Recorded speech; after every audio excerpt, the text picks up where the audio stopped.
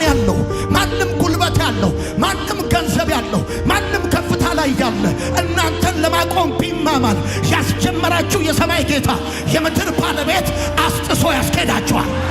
ጩና በደንብ አርጋችሁ አሜን በሉ። 400 ኩንታል የተሸከመ ተሳቢ ኤሮትራከር በተራ ታኮ ተይዞ ይቆማል። የአንድ ጊዜ ግን እንደዚህ ይሆናል። ረዳቱ ታኮን ሲያነሳለት መሄድ ይጀምራል። አሁን እዚህ ውስጥ ያላችሁ ትልልቅ አይዲያ ያላችሁ ትልልቅ አቅም ያላችሁ የቆማችሁበት ታኮ በኢየሱስ ስም ይነቀላል። የከለከላችሁ እንዳትሄዱ እንቅፋት የሆነባችሁ ነገር በኢየሱስ ስም ይነሳ። በጌታ በኢየሱስ ስም ስራችሁን የሚቃወም የሰንበላጥ መንፈስ ይመታ። በኢየሱስ ስም ይመታ። በኢየሱስ ስም ይመታ። በኢየሱስ ስም ይመታ። እየቻላችሁ እንደማትችሉ እያወቃችሁ እንደማታውቁ ተጠርታችሁ እንዳልተጠራችሁ አቅማችሁ እንድትጠራጠሩ በእናንተ ላይ የተከፈተ ጥቃት በጌታ በኢየሱስ ስም ይመታ። አንቺ መሪ መሆን ትችላለሽ። አንተ ከፊት መሆን ትችላለህ። ሚኒስተር መሆን ትችላለህ። እውነቴን ነው የምነግርህ። አንተ መስራት ትችላለህ፣ ማድረግ ትችላለህ። አቅምን እንድትጠራጠር የወጣብህ ቃል በኢየሱስ ስም ይመታ። በኢየሱስ ስም ይመታ። ዘንድሮ ፖዚሽን ያላቸው ሰዎች የሚሾው ኢየሱስ ጌታ ነው። እስቲ በደንብ አድርጉና አሜን በሉ። ድገሙና አሜን በሉ። ጨምሩና አሜን በሉ። ጌታ በኢየሱስ ክርስቶስ ስም በነህምያ መጽሐፍ ምዕራፍ 2 ቁጥር 19 የእግዚአብሔርን ቃል እንደዚህ ያነባለሁ። ነገር ግን ሐሮናዊው ሰንበላጥ፣ አሞናዊው ሹም ጦቢያና አረባዊ ጌሳም ይህን ሲሰሙ አፌዙብን፣ አንቋሸሹንም። እንዲሁም የምታደርጉት ይህ ምንድነው? በንጉሥ ላይ ልታምፁ ትፈልጋላችሁን? አሉን። እኔም የሰማይ አምላክ ያከናውንልናል፣ እኛም ባሪያዎቹ እንደገና ስራውን እንጀምራለን። እናንተ ግን በኢየሩሳሌም ድርሻ ወይም ይገባናል የምትሉት ወይም የታሪክ መታሰቢያ የላችሁም ስል መለስኩላቸው። ቀኝ እጆቻችሁን ከፍ አድርጉና እኔ የምለውን ከኔ ጋር በሉ። እግዚአብሔር ሆይ አመሰግናለሁ፣ ቃልህን እወደዋለሁ፣ ካንተም እማራለሁ። የበዛ ሰላም፣ የማይወሰድ ደስታ፣ የድል ሕይወት ዛሬም ነገም ለዘላለም አለኝ። አሜን። ዛሬ የምንካፈልበት የመልእክታችን ርዕስ አትቆምም አትስተጓጎልም የሚል ይሆናል። በዚህ ቤት ከእግዚአብሔር ዘንድ መልእክት እንዳለው ትንቢታዊ ቃል እንደመጣለት የሚያምን ሰው ካለ አንድ ጊዜ ድምፁን ከፍ ያርግና አልቆምም አልስተጓጎልም ብሎ ይበል። እንደ ኃያል ሰራዊት፣ እንደ ጀግና፣ እንደ ባለ ራእይ ከእግዚአብሔር ዘንድ ህልም እንደተሰጠው ትልቅ ነገር ሊሰራ እንደተነሳ ሰው ቀኝ እጃችሁን ከፍ አርጉና አልቆምም አልስተጓጎልም በሉ። የዛሬ መልእክቴ ትልልቅ ህልም ላላችሁ፣ ትልልቅ ዓላማ ላላችሁ፣ አንድ ቦታ እደርሳለሁ፣ ይህን ምድር ከመልቀቄ በፊት እግዚአብሔር ታላቅ ነገር በእኔ እንደሚያከናውን ነግሮኛል፣ ሰፈር ውስጥ አልቀርም፣ መንደር ውስጥ አልቀርም፣ ያለሁበት ሁኔታ ጠቦኛል፣ ደግሞ የነገረኝ ይሄን አይደለም ለምትሉ ሰዎች ከእግዚአብሔር ዘንድ መልእክት አለኝ እና ትንቢታዊ ቃል ነው የምነግራችሁ። ትንቢታዊ ቃል ደግሞ ሰው የሚሰማው አፒታይቱን ከፍቶ በደንብ አሜን እያለ ነው። ከእግዚአብሔር ዘንድ እንደዚህ አይነት ቃል ዛሬ ማለዳ ለእናንተ መጥቶላችኋል። አትቆሙም አትስተጓጎሉም። ፈተና ሊኖር ይችላል፣ አትቆሙም። ጠላት ሊኖር ይችላል፣ አትቆሙም። በሩ ሊዘጋ ይችላል፣ አትቆሙም። እንቅፋት ሊኖር ይችላል፣ አትቆሙም። በሩን የሚከፍት እንቅፋቱን የሚሰብር መለኮታዊ ሞገስ በጌታ በኢየሱስም በእናንተ ላይ ይሆናል። ባቡር ካሰበበት ሳይደርስ ከፉርጎ ሳይደርስ እንደማይቆም እያለፈ እንደሚሄድ ልክ እንደዛ በጌታ በኢየሱስ ክርስቶስም በከባድ ተግዳሮት ውስጥ በከባድ ውጣ ውረድ ውስጥ እያለፋችሁ ላላችሁ ሰዎች በእነዚህ ቀናቶች እንድባርካችሁ በዚህ መንፈስ በእናንተ ላይ እንድናገር የእግዚአብሔር ቃል ሞልቶኛል። በጌታ በኢየሱስም አትቆሙም አትስተጓጎሉም። አትቆሙም አትስተጓጎሉም። እግዚአብሔር ያየላችሁን ያንን ነገር ትይዙታላችሁ፣ ትደርሱበታላችሁ፣ አልፋችሁ ትሄዳላችሁ፣ ወደ ከፍታ ትወጣላችሁ። በኢየሱስም እግዚአብሔር ይባርካችኋል። ረገጥ አድርጉና አሜን በሉ። ኢየሱስ ክርስቶስ ጌታ። አትቆሙም በጌታ በኢየሱስም። ህልም ይዛችሁ፣ ራእይ ይዛችሁ፣ ቅባት ይዛችሁ የሆነ ነገር ለመስራት አስባችሁ ሐሳብ ብቻ ሆናችሁ ምኞት ብቻ ሆናችሁ አትቀሩም። ምኞት ብቻ ሆናችሁ አትቆሙም። እግዚአብሔር አምላክ ከፊት ለፊታችሁ ሰባሪው እየሰበረ በጌታ በኢየሱስ ስም ያስኬዳችኋል። በኢየሱስ ስም ያስኬዳችኋል። ሰብሮ ሊጥላችሁ የሚፈልግ ክፉ ይስማ። አትቆሙም፣ አትስተጓጎሉም። ኢየሱስ ጌታ ነው። አሁን ያነበብኩላችሁ የነህምያ መጽሐፍ ሁለተኛው ምዕራፍ 19ኛውን ቁጥር ነው። ወዳጆቼ እንደምታውቁት ነህምያ የኢየሩሳሌምን ቅጥር ለመስራት የተነሳ ድንቅ ሰው ነበረ እና ለነህምያ እግዚአብሔር አምላክ ፍቃዱን ሰጥቶታል። እንደዚሁም ደግሞ ንጉሱም ደግሞ ቀኙን ሰጥቶታል። በእግዚአብሔርና በንጉሱ ተቀባይነት አግኝቶ በድንቅ ሁኔታ የእስራኤልን ቅጥር የኢየሩሳሌምን ቅጥር ለመስራት የተነሳው ነህምያ ተቃዋሚዎች ለማቆም እሱን የሚፈልጉ ሰዎች ምዕራፍ 2 ላይ የዘሩት የተቃውሞ ዘር አካል መያዝ የጀመረው ምዕራፍ 4 ላይ ነው። ወዳጆቼ ሁልጊዜ ማወቅ ያለባችሁ ትልቅ ነገር ልሰሩ ስትነሱ፣ ህልም ሲኖራችሁ፣ ራእይ ሲኖራችሁ፣ በእናንተ አልፎ እግዚአብሔር ለብዙ ሰዎች ማዳኑን ታላቅነቱን ሊያደርግ ሲያስብ በልዩ ልዩ መንገድ ያ በእናንተ ሊገለጥ ያለው እግዚአብሔር ማዳን እንዳይገለጥ ተግዳሮት ይበዛባችኋል። የሰይጣን ዋና ጉዳይ እናንተን ብር ማሳጣት፣ እናንተን በልዩ ልዩ የህይወት መከራ ውስጥ ማሳለፍ አይደለም። በእናንተ የተጀመረው ዓላማ እንዳይፈጸም ወደ ግብ ወደ ፍጻሜው እንዳይመጣ እንቅፋት መፍጠር ነው እና ትልቅ ነገር ትልቅ ሐሳቦችን ይዛችሁ ስትነሱ እንቅፋት ሊሆኑ የሚችሉ ነገሮች ይነሳሉ። ወዳጆቼ ነህምያ የኢየሩሳሌም ቅጥር ለመስራት ሲነሳ በመጀመሪያ የተቃወሙትን 3 ሰዎች በዚህ በነህምያ መጽሐፍ ምዕራፍ 2 ቁጥር 19 ላይ ትመለከታላችሁ። ነህምያን የተቃወሙት የመጀመሪያው ሰንበላጥ ነው፣ ሁለተኛው ጦቢያ ነው፣ ሶስተኛው ጌሳም ነው። እነዚህ 3 ሰዎች ተራ ሰዎች አይደሉም። እነዚህ ሰዎች ቀላል ሰዎች አይደሉም። እነዚህ ሰዎች ኃይልና ከፍተኛ ተደማጭነት የነበራቸው ሰዎች ናቸው። የመጀመሪያውን ሰውዬ ለምሳሌ ልንገራችሁ። ሰንበላጥ እዚህ አሁን ባነበብኩላችሁ የነህምያ መጽሐፍ ላይ ሲናገር እንደዚህ ይላል። ነገር ግን ሰንበላጥ ጦቢያና ጌሳም ተሳለቁብን፣ አፌዙብን ብሎ ይናገራል። ከዛ ነህምያ ሲናገር እግዚአብሔር አምላክ የሰማይ አምላክ እግዚአብሔር ያከናውንልናል፣ እኛም ባሪያዎቹ ተነስተን እንሰራለን፣ እናንተ ግን መታሰቢያ አይኖራችሁም ብሎ እንደመለሰላቸው ትመለከታላችሁ። ወዳጆቼ ነህምያን የተቃወሙት እነዚህ 3 ሰዎች ሰንበላጥ፣ ጌሳምና አሁን ያነበብኩላችሁ ጦቢያ ተራ ሰዎች፣ ዝም ብሎ ኦርዲነሪ ግለሰብ የምትሏቸው ሰዎች አይደሉም። ለምሳሌ ሰንበላጥን በተመለከተ ብታነቡ 10 ጊዜ በመጽሐፍ ውስጥ ተጽፎ ታገኙታላችሁ። ሰንበላጥ ዋነኛ የነህምያ የፖለቲካ ተቃዋሚ ነው። እሱ ብቻ አይደለም ወዳጆቼ፣ የክብርና የተጽዕኖ ሰው ነው። ሰንበላጥ ማለት የሰማሪያ ገዢ ነው። ሰራዊቶች የሚያዝ ሰው ነው። ሰራዊቶች የሚከተሉት ሰው ነው። ከፍተኛ የፖለቲካ ተጽዕኖ ያለው ሰው ነው ሰንበላጥ ማለት። በነህምያ መጽሐፍ ምዕራፍ 4 ቁጥር 2 ላይ የእግዚአብሔር ቃል ሲናገር እንደዚህ ይላል። በተባባሪዎቹና በሰማሪያ ሰራዊት ፊት እነዚህ ደካማ አይሁድ ምን እያደረጉ ነው? ቅጥራቸውን መልሰው ሊሰሩ ነውን? መስዋዕት ሊያቀርቡ ነውን? እያለ ማን ነው? ሰንበላጥ ነው የሚናገረው። ሰንበላጥ በነህምያ መጽሐፍ ምዕራፍ 4 ቁጥር 2 ላይ ስታነቡ በሰማሪያ ሰራዊቶች ፊት ለፊት ብሎ ይናገራል። አንድ ሰው ሰራዊት ፊት ለፊቱ የሚኖረው አዛዥ ሲሆን ነው። ለምሳሌ እኔ የኢትዮጵያ መከላከያ ሰራዊት እኔ ባለሁበት ቦታ አይገኝም፣ አዛዣቸው አይደለም። ጀነራሉ ወይ ፊልድ ማርሻል አርቱ ባለበት ሰራዊት አለ እና ሰንበላጥ ማለት ተራ ሰው እንዳይመስል ነህምያን የተቃወመው በነህምያ ላይ ያፌዘው በነህምያ ላይ የተሳለቀው ሰው ተራ ሰው አይደለም። የሰማሪያ ገዢ ነው። በፖለቲካ ላይ ትልቅ ተጽዕኖ አለው። ወታደሮች ያሉት ሰው ነው። 4ኛው ምዕራፍ ላይ አስፈላጊ ከሆነ እንዋጋቸዋለን ብሎ ያለው ሰራዊት ስላለው ነው። በምኞት አይደለም። እጁ ላይ ቀስት አለ፣ ጦር አለ። የሚያዘው የሚያስወጣው የሚያስገባው ወታደር ያለው ሰው ነው ሰንበላጥ ማለት። ሰንበላጥ እንደዚህ አይነት ሰው ብቻ አይደለም ወዳጆቼ፣ የሊቀ ካህኑ አማች ነው ሰንበላጥ። አሁን አትቆሙም አትስተጓጎሉም ብዬ ስላችሁ በተራ ሰዎች አሉባልታ አይደለም። እዚህ ግቡ በማይባሉ የሆነ ቡና ጥግ ላይ የ30 ብር ሲኒ ይዘው ስለሚያወሩባችሁ ሰዎች አይደለም እማወራው። ሀገራዊ አጀንዳ ከያዛችሁ ሀገራዊ ኢምፓክት ያላቸው ተጽዕኖ ያላቸው የሚደመጡ ተጽዕኖ ያላቸው ኃይል ያላቸው እንኳን ቢነሱባችሁ አትቆሙ አትቆሙም። እውነቴን ነው የምነግራችሁ። እየነገርኳችሁ ያለሁት እንደዚህ ነው።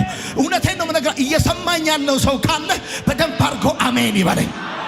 የሊቀ ካህኑ አማት እንደሆነ የምታውቁት በ13ኛው ምዕራፍ 38ኛው ቁጥር ላይ 28ኛው ቁጥር ላይ እንደዚህ ይላል። ከሊቀ ካህኑ ከኤልያሴብ ልጅ ከዮአዳ ልጆች አንዱ የሃሮናዊ የሰንበላጥ አማች ነበረ። የሰንበላጥ አሁን አየኸው፣ ሰንበላጥ የሚባለው ሰውዬ አንድም የሰማርያ ገዢ ነው፣ ሁለትም ደግሞ የሊቀ ካህኑ አማች ነው። ሰውየው ፖለቲካሊም ስፒሪቹዋሊም ተጽዕኖ ያለው ክብር ያለው ኃይል ያለው ተደማጭነት ያለው ሰው ነው ሰንበላጥ ማለት። እና በነህምያ ላይ ተነስተው ያፌዘው ተራሰው አይደለም፣ የተሳለቀበት ተራሰው አይደለም፣ ያስፈራራው ተራሰው አይደለም። ትልቅ ተጽዕኖ ያለው ሰው ነው። ሁለተኛው ሰውዬ ልንገራችሁ፣ ጦቢያ ይባላል።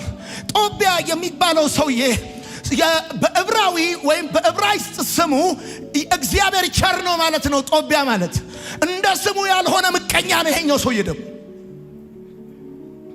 እግዚአብሔር ቸር ነው የሚባል ስም ያለው ነገር ግን የእግዚአብሔርን ዓላማ የሚቃወም ሰው ነው። የእግዚአብሔርን አጀንዳ የሚቃወም ሰው ነው። እና እንደ ስማቸው ያልሆኑ በእናንተ ላይ ልዩ ልዩ አሉታዊ ነገር የሚናገሩ ሰዎች ሊኖሩ ይችላሉ። ወዳጆቼ ይሄ ጦቢያ የሚባለው ደግሞ በአይሁድ መኳንንት መካከል የጠበቀ ቤተሰባዊ ትስስርና ተጽዕኖ የነበረው ሰው ነበረ። በ6ኛው ምዕራፍ በ17ኛውና በ18ኛው ቁጥር ላይ ስለ ጦቢያ ሲናገር እንደዚህ ይላል። በዚያን ጊዜ የይሁዳ መኳንንት ለጦቢያ ብዙ ደብዳቤ ይልኩ ነበረ። አንድም ነህምያን የተቃወመው ሰንበላጥ ነው። ሁለተኛው ደግሞ በይሁዳ መኳንንት መካከል የጠበቀ ቤተሰባዊ ትስስር የነበረው ጦቢያ የሚባለው ሰው ነው። ይሄ ሰውዬ በይሁዳ መኳንንት መካከል የጠበቀ ቤተሰባዊ ትስስርና ተጽዕኖ የነበረው ሰው ነው ጦቢያ ማለት። ወዳጆቼ ሶስተኛው ጌሳም። ይሄ ጌሳም የሚባለው ሰውዬ ጦቢያ 4 ጊዜ መጽሐፍ ውስጥ ተጽፏል። ሰንበላጥ 10 ጊዜ ተጽፏል። ጌሳም የሚባለው ሰውዬ ደግሞ 2 ጊዜ መጽሐፍ ውስጥ ተጽፏል። እና ጌሳም የሚባለው ሰውዬም ደግሞ ተራ ሰው እንዳይመስላችሁ ከግብፅ እስከ ፍልስጤም ትልቅ የፖለቲካ ተጽዕኖ የነበረው ሰው ነው። ጌሳም ማለት ቀላል ሰው አይደለም። እና ነህምያ ቅጥሩን እሰራለሁ ብሎ ሲነሳ በነህምያ ላይ የተሳለቁ በነህምያ ላይ ያፌዙ ሰዎች አንደኛው ሰንበላጥ ነው ሲባል ሰውየው ሰራዊት ያለው የሰማርያ ገዢ ነው። ሁለተኛው ጦቢያ ነው ሲባል ከይሁዳ መኳንንቶች ጋር የጠበቀ ቤተሰባዊ ትስስር ያለው ነው። ሶስተኛው ከግብፅ እስከ ፍልስጤም ድረስ ትልቅ ፖለቲካዊ ተጽዕኖ የነበረው ሰው ነው። እነዚህ 3 ሰዎች ናቸው ግንባር የገጠሙት። ከፍ አድርጉ እጆቻችሁን፣ ከፍ አድርጉ እጆቻችሁን። ማንም ስልጣን ያለው፣ ማንም ጉልበት ያለው፣ ማንም ገንዘብ ያለው፣ ማንም ከፍታ ላይ ያለ እናንተን ለማቆም ቢማማል ያስጀመራችሁ የሰማይ ጌታ የምድር ባለቤት አስጥሶ ያስኬዳችኋል። ጩና በደንብ አድርጋችሁ አሜን በሉ። ነህምያን የተቃወሙት ኃያላንና ከፍተኛ ተደማጭነት ያላቸው ግለሰቦች ናቸው፣ ተራ ሰዎች እንዳይመስሉ። የመጀመሪያው ተቃውሟቸው ምንድነው ታውቃለህ? የመጀመሪያው ዋንኛው ተቃውሟቸው ፌዝ ነው። ፌዝ ነው። ነህምያ ሲናገር እንደዚህ ያለ ሰንበላጥና ጦቢያ አረባይም ጌሳም አፌዙብን፣ ተሳለቁብን። አፌዙብን፣ ተሳለቁብናል። እኛ ቅጥሩን እንሰራለን ብለን ስንነሳ ንጉሥ ቀኝ እጁን ሰጥቶን ነበር። ጸልየን የተነሳ ነው። ይሆናል፣ ይሳካል ተብሏል። ነቀፌታ ከእስራኤል ላይ ይወገዳል ብለን አምነን የተነሳ ነው። የተነሳ ነው የራሳችንን ስራ ልንሰራ አይደለም፣ የእግዚአብሔርን ሕዝብ ስራ ልንሰራ ነው። እና ግን ሰንበላጥና ጦቢያ አረባይም ጌሳም ተሳለቁብን አለ። በኦፊስ ደረጃ በትልቅ ፖዚሽን ደረጃ ነው የተሳለቁባቸው። እና የመጀመሪያው ፌዝ ነው የከፈቱባቸው ጥቃት። ወዳጆቼ ፌዝ ዋንኛው የጠላቶቻችን ጥቃት እንደሆነ እንድታውቁ ፈልጋለሁ። ፌዝ ቀልድ አይደለም፣ አታኪንግ ነው። የሚያፌዝባችሁ ሰው እየቀለደላችሁ ወይም እየቀለደባችሁ ሳይሆን አታክ እያደረጋችሁ ነው። ወዳጆቼ ፌዝ የቃላት ጥይት ነው። ብዙ ሰዎችን ያቆመ የብዙ ሰዎችን ህልም ያስጣለ የቃላት ጥይት ነው። ብዙ ሰዎች በጦርነት ውስጥ መቆም ይችላሉ፣ ሰዎች ሲያፌዙባቸው ግን ይወድቃሉ። ፌዝ የዲያብሎስ ቋንቋ ነው። ዋንኛው የጠላቶቻችሁ ጥይት ነው ፌዝ ማለት። ህልማችሁን፣ ራያችሁን፣ ውስጣችሁ ያለውን ፖቴንሻል እንዳታወጡ ዋንኛው ጠላት ወደ እናንተ የሚሰነዝረው ጥቃት ፌዝ ይባላል። ትዝ ካላችሁ ዳዊት ጎልያድን ሊገጥም በመጣ ጊዜ አፌዘበት ይላል። ዳዊት የያዘው ወንጭፍ ነው፣ የያዘው በትር ነው። አፌዘበት ተብሎ ተጽፏል። እሱ ብቻ አይደለም፣ ጌታ ኢየሱስ በመስቀል ላይ በተሰቀለ ጊዜ ወታደሮቹ አፊዘውበት ነበረ። ኤልሳ ዙሪያ ልጆች ተሰብስበው ያፌዙበት ነበረ።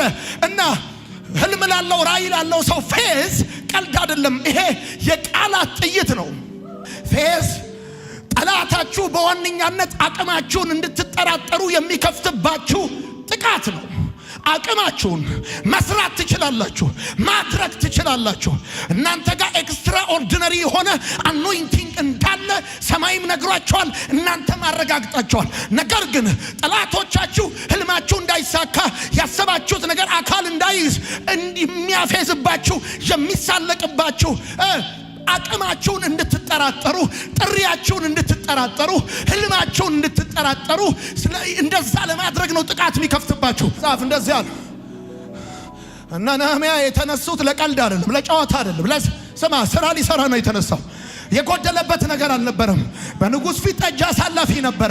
የተነሳው የራሱን ነገር ሊሰራ አይደለም፣ የሀገር ነገር ሊገነባ ነው። የሀገር ነገር ሊገነባ ነው። ስማ ነህምያ ማለት ተራ ሰው አይደለም። ንጉስ ቀኝ እጁን የሰጠው ነው። ነህምያ ማለት ተራ ሰው አይደለም። እግዚአብሔር ጸሎቱን የተቀበለው ነው። ከሰማይ እግዚአብሔር ጸሎቱን ተቀብሎት በተለያየ ቦታ ሹመኛ ሆነው የተቀመጡ አፌዙበት፣ ተሳለቁበት። እንዲጠራጠር ፈልገው ነው። ዛሬ እኔ ያረጋግጥልሃለሁ፣ እግዚአብሔር በአንተ ላይ ፕሮግራም አለው። እግዚአብሔር በአንተ ላይ አጀንዳ አለው። እግዚአብሔር በአንተ ላይ ሐሳብ አለው። አረጋግጥልሃለሁ እንደተጠራ እንደተቀባ እግዚአብሔር እንደፈለገ በአንተ እንደሚሰራ እግዚአብሔር ትልቅ ነገር እንዳየ እግዚአብሔር ወደ ከፍታ እንደሚያወጣ አረጋግጥልሃለሁ። እንዳትጠራጠር። የጀመርከው ነገር ይጠናቀቃል። ያሰብከው ነገር አካል ይይዛል። አልፈህ ትሄዳለህ፣ ትሰማለህ፣ በምድሪቷ ልትዘረጋለህ። ዛሬ እነግርሃለሁ፣ ኮንፊደንስ ሉዝ እንድታረግ የወጣብህ የዲያብሎስ ጥቃት በኢየሱስ ስም ይመታ፣ በኢየሱስ ስም ይመታ። ኢየሱስ ጌታ። አንደኛው እንደ ባለ ራእይና እንደ አገልጋይ መቃወም ያለብህ ነገር ቢኖር ፌዝ ነው።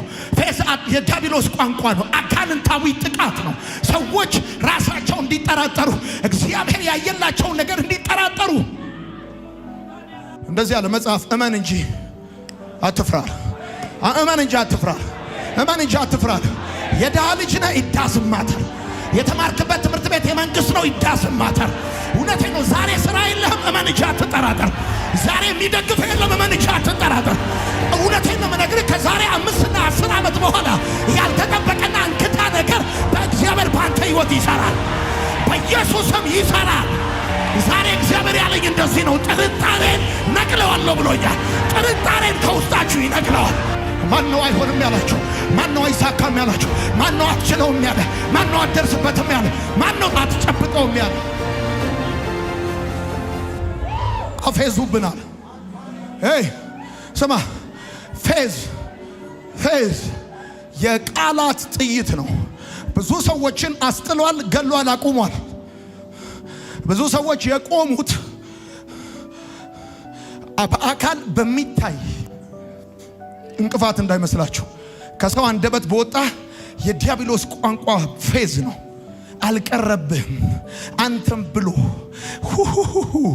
ኪኪኪኪ ብሎ ከንፈሩን አዙሮ አንተም ብሎ ሰባኪ፣ አንተም ብሎ ዘማሪ የተባልክ ሰው፣ አንተም ብሎ አገልጋይ የተባልክ ሰው፣ ዝም ብለህ እየቃዠን የተባልክ ሰው፣ እውነቴን ነው። እንኳን ልትቃዥ ገና ህልማቸውን ትፈታለህ። ህልማቸውን፣ ጥያቄያቸውን ትመልሳለህ። በጌታ በኢየሱስም ትመልሳለህ።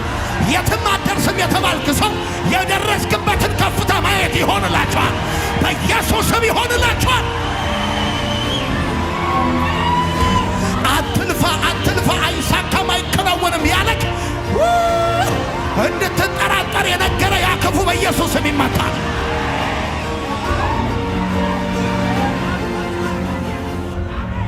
እንድትጠራጠር ጌታ ምስክሬ ነው። እንኳን አይደለም ጥሪን፣ አገልግሎትንና ጾታን ሁሉ እንድትጠራጠር አድርገው የሚያፌዙ አሉ ሰዎች። ወጋዋቸው እነሱን የሚጠቋቆምብህ ይውት የሚል ኮንፊደንስን ሊያሳጣ ቀና እንዳትል የሚፈልግ በጌታ በኢየሱስ ስም እኔ ዛሬ ጸለይኩ። ልጅህን ከፍ አድርግ። ስምህን አየር ላይ የዘራ በኢየሱስ ስም እኔ